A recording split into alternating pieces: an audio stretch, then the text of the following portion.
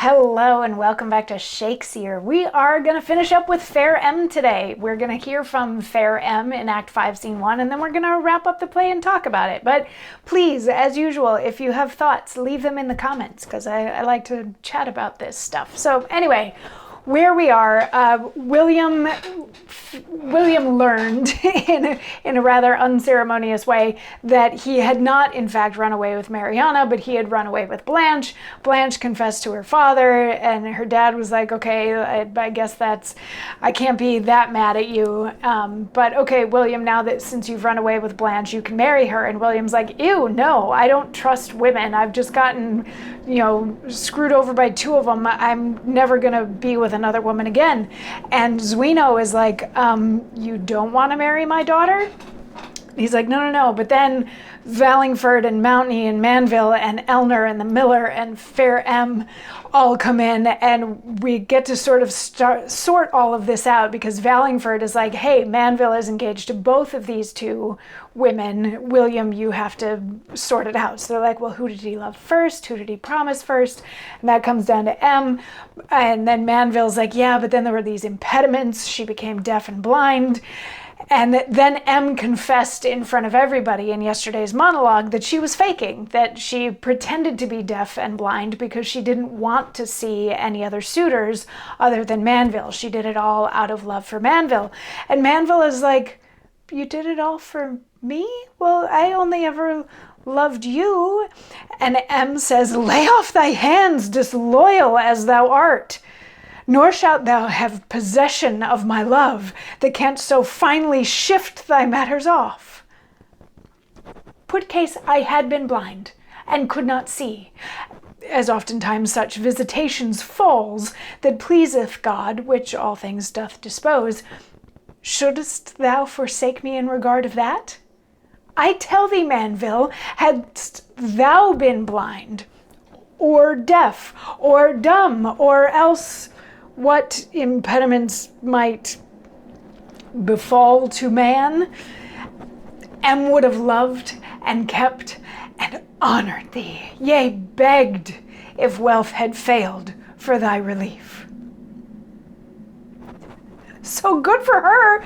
She turns him down anyway. She's like, no. If you're so quick to brush me off, never mind. Because just imagine if I had actually been blind, or let's say in the future, some accident befalls me, because sometimes God does that and things happen to people. She's like, would you slough me off then? Sort of if this is supposed to be for better or for worse, in sickness and in health, like, are you going to run at the first sign of sickness? She's like, no, I don't want anything to do with that, because had you been sick, in any form, and if you want to work in a joke about impotence in there, you probably could. She's like, I still would have loved you and kept you and honored you, but you shoved me aside, so no, I don't want to marry you anymore. And Manville's like, oh, well, okay, then I guess I have to marry Elner. And Elner is like, what? No, after the way that you treated her, I don't want to marry you either. And Manville is like, oh, a second ago I had two possible wives, and now I have no possible wives. And then there's some talk back and forth as Vallingford and William catch up with the fact that now Manville has nobody. But in watching all of this, William is like, not all women are so bad. That Blanche is actually kind of pretty. You know what, Zuino? I'll go ahead and marry your daughter if that's cool. Now, the thing is, that's what he says, but I'm wondering if there's also an element of he looks at Manville, who just had two possible wives and now has no possible wives, and he sees a correlation in himself where he thought he had Mariana, but it turns out he had Blanche, and then he decided to not have either, and now maybe he's just having a moment of like, oh, I need to have a wife of some sort, and there's Blanche, and she's been offered to me, and she's a princess, she's a king's daughter, so maybe I should just go ahead. But anyway, what he says is, like, he takes back his assertion that he never wants to be with a woman again, and he's okay with marrying Blanche.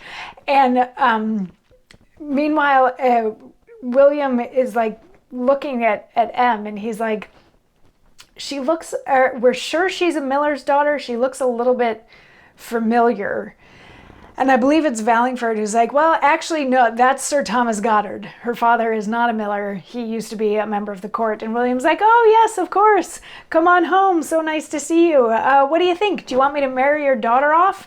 And the miller's like, well, I guess if you need or want to. And then he turns to M and he's like, M, you want to marry Vallingford? Like, can I make this pairing between the two? And Emma's like, well, you're my king. So I guess if you say that I have to marry Vallingford, then I'll marry Vallingford.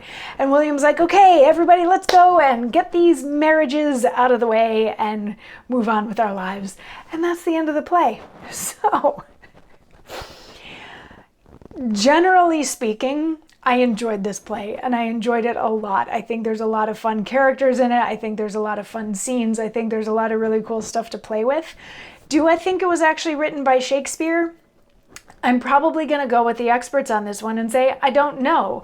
There are, and we talked about them a little bit as we were going through the play, there are elements that are very similar to other Shakespearean plays. You know, the suitors coming in and seeing each other is reminiscent of Love's Labour's Lost, and the whole switcheroo thing is like Measure for Measure and all these. So there's elements, but you know, the structure of it could also just be the structure of a traditional Elizabethan play of the time. And you know, you've got the nobles and you've got the clowns, and similar things are happening in both sets, both groups of people, that all then comes to happy resolutions at the end where people get married, even though they may or may not actually want to get married, because that was a little bit less of a concern back then. But also, generally speaking, the language in this play isn't quite as sophisticated or flowery or robust. It's much more straight to the point.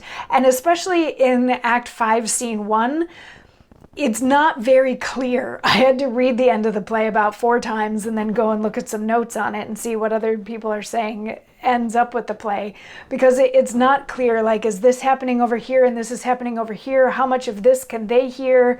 And he's like, this maid, which maid is he talking about? All that kind of stuff. So it's not as actor-proofed as a traditional Shakespearean play might be. But it's fun. It's a fun, whimsical, farcical mix-up of love stories that ends in a few weddings and nobody's feelings actually get hurt.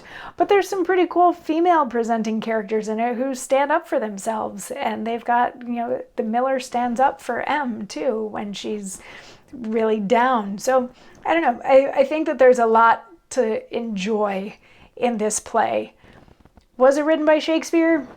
Yeah, maybe, maybe not. But that's kind of beside the point. We're just having fun going through plays anyway. Which means we get to start a whole new one tomorrow, which will be fun. I believe it's called Locrine. And we will dig into that when you come on back tomorrow for more. I'll see you then. Mwah.